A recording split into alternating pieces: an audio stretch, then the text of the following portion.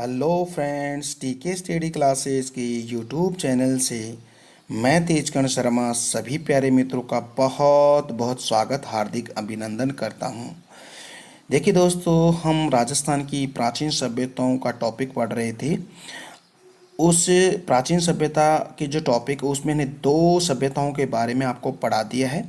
एक हमने बात की है कि कालीबंगा सभ्यता, और एक हमने आहड़ सभ्यता के बारे में हमने आपको पढ़ा दिया है।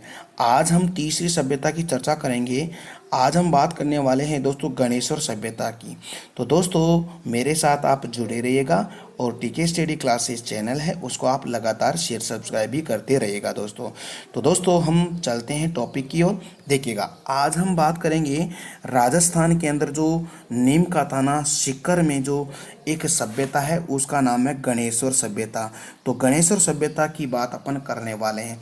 तो सबसे पहला क्वेश्चन बनेगा दोस्तों कि गणेश्वर सभ्यता राजस्थान के कौन से ज़िले में है। तो आपको बताना है दोस्तों सीकर ज़िले में। अगर इसके स्थान की अगर बात करें तो आपको बताना नीम का थाना सीकर में गणेश्वर सभ्यता पनपी है दोस्तों, उसका विकास हुआ है।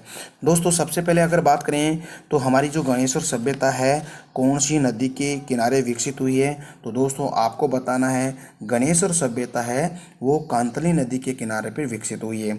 मैंने आपको बताया था कालीबंगा जो सभ्यता है वो घग्गर नदी के किनारे विकसित हुई है। आहड़ सभ्यता है वो बनास नदी के किनारे विकसित हुई है। और लेकिन गणेश्वर सभ्यता वो आपकी कांतली नदी के किनारे पे विकसित हुई है। कांतली नदी आपको पता खंडेला की पहाड़ी सीकर से निकलती है दोस्तों, और ये राजस्थान की अंतः प्रवाह वाली सबसे बड़ी नदी है। ठीक है, अंतः प्रवाह वाली सबसे बड़ी नदी का मतलब है कुछ दूर के बहने के बाद दोस्तों ये बालू मिट्टी के अंदर समा जाती है, समुद्र तक पहुंच नहीं पाती है, तो इसको अंतः प्रवाह वाली नदी कह सकते हैं दोस्तों। अभी हाल ही में दोस्तों 100 वर्षों का रिकॉर्ड हुआ है दोस्तों, ये नदी बही है दोस्तों। ठीक है, इसका प्रवाह क्षेत्र बहुत ज़्यादा हुआ है। तो आपको याद रखना है जो कांतली नदी है ये राजस्थान के खंडेला के पहाड़िया शिखर के अंदर से वहाँ से ये निकलती है दोस्तों। ताम्र जो आपकी ताम्र संचयी सभ्यता है, इस सभ्यता को हम ताम्र संचयी सभ्यता के नाम से भी हम जानते हैं दोस्तों। किसको? गणेश्वर सभ्यता को। अभी मैंने आपको कल बताया था आपकी जो कालीबंगा सभ्यता है ये आपकी एक कांस्य युगीन सभ्यता है। इसके अलावा मैंने आपको बताया था गणेश्वर आहड़ सभ्यता है ये ताम्र युगीन सभ्यता और लोहे युगीन सभ्यता, दो सभ्यताओं से मिक्सअप है, ताम्र युगीन सभ्यता और लोहे युगीन सभ्यता।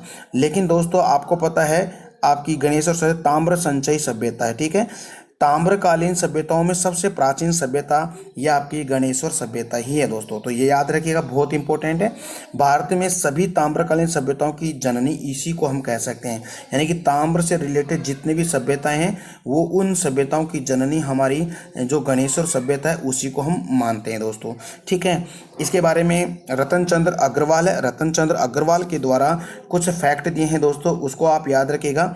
गणेश्वर सभ्यता का सर्वप्रथम उत्खनन का कार्य 1977 ईस्वी में दोस्तों RC अग्रवाल के द्वारा किया गया था, यानी रतन चंद्र अग्रवाल के द्वारा इस सभ्यता का 1977 में सर्वप्रथम उत्खनन कार्य किया था। गणेश्वर सभ्यता को प्रकाश में लाने का श्रेय दोस्तों रतन चंद्र अग्रवाल को ही जाता है, जिन्होंने 1977 ईस्वी में इसको प्रकाश में लेके आए थे।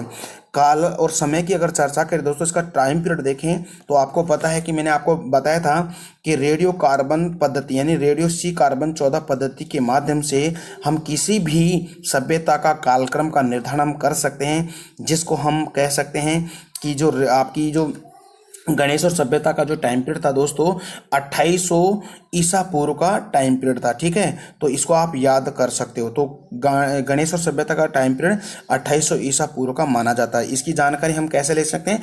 रेडियो सी कार्बन 14 पद्धति के माध्यम से हम ले सकते हैं। तो दोस्तों ये तो हमने बात की इसके बारे में, ओवरव्यू के बारे में।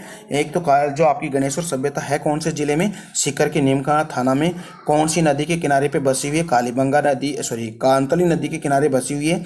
और इसे ताम्र संचयी सभ्यता हम कह सकते हैं। और ये ताम्रकालीन सभ्यताओं की सबसे प्राचीन सभ्यता माना जाता है और इसको ताम्रकालीन सभ्यताओं की जननी भी हम कह सकते हैं। भारत में सभी जो ताम्रकालीन सभ्यता उनकी जननी इसको कह सकते हैं। एक इतिहासकार है रतन चंद्र अग्रवाल है, इनके द्वारा 1977 में दोस्तों इस गणेश सभ्यता का सर्वप्रथम उत्खनन कार्य किया। और दोस्तों गणेश सभ्यता को प्रकाश में लाने का भी जो श्रेय है वो रतन चंद्र अग्रवाल को है। इसका कार्य इस गणेश सभ्यता की जो समय की अगर बात करें तो रेडियो कार्बन पद्धति के माध्यम से 2800 ईसा पूर्व में बताया जाता है। अब दोस्तों यहाँ से जो क्वेश्चन पुटअप होगा एग्जाम के पॉइंट ऑफ जो टॉपिक है, ये आपकी गणेश सभ्यता की जो विशेषता है दोस्तों, इन विशेषताओं से क्वेश्चन आएगा। ठीक है, तो यहाँ से हम इसको डिटेल से पढ़ने वाले हैं। देखिएगा, ताम्र उपकरण मिले हैं दोस्तों। ठीक है, ताम्र उपकरण कहने का मतलब यहाँ पे बाण गृह, चूड़ियाँ, फरसे, कुल्हाड़ी और मछली पकड़ने के कांटे, ये सबसे इंपॉर्टेंट, इसको याद रखिएगा कि राजस्थान की ऐसी कौन सी सभ्यता है जिसको मछली पकड़ने के कांटे प्राप्त हुए हैं। ठीक, तो वो आपकी गणेश्वर सभ्यता है। तीर मिले हैं, सुइयाँ मिले, भाले प्राप्त हुए हैं। कहने का मतलब 99% तांबे की से निर्मित वस्तुएं मिली, इसीलिए उसको दोस्तों क्या कहा है, ताम्र संचयी सभ्यता हम कह सकते हैं। ठीक है, देखिएगा यहाँ पे मकानों की बात करते हैं। यहाँ पे देखिएगा, इसके अलावा और बात कर लेते हैं। देखिएगा, यहाँ के जो मकान मानव तांबे के साथ अन्य धातुओं के मिश्रण से भी परिचित नहीं थे। कहने का मतलब है कि तांबे का सर्वाधिक उनको जानकारी थी। ठीक है, गणेश सभ्यता के मकानों की अगर चर्चा करें तो यहाँ पर जो मकान बने हुए हैं वो पत्थरों से निर्मित है, बहुत इंपॉर्टेंट है। देखिएगा, कालीबंगा सभ्यता की अगर बात करें तो यहाँ की जो मकान है वो कच्ची ईंटों और पक्की ईंटों से बने हुए हैं। लेकिन अभी मैंने आपको बताया था कि जो पिछला वीडियो था आपकी आहड़ सभ्यता में दोस्तों जो मकान बने हुए थे वो पक्की ईंटों से नहीं बनकर कच्ची ईंटों से बने हुए थे, तो ये याद रखना। लेकिन हम बात करें गणेश्वर सभ्यता की, तो गणेश्वर सभ्यता की जो मकान थे दोस्तों ईंटों से निर्मित नहीं थे दोस्तों। यहाँ के जो मकान थे पत्थरों से बनाए जाते, यानी पत्थरों से निर्मित मकान थे दोस्तों, ये याद रखिएगा। यानी कि ईंटों का प्रयोग बिल्कुल भी यहाँ पे नहीं किया गया है।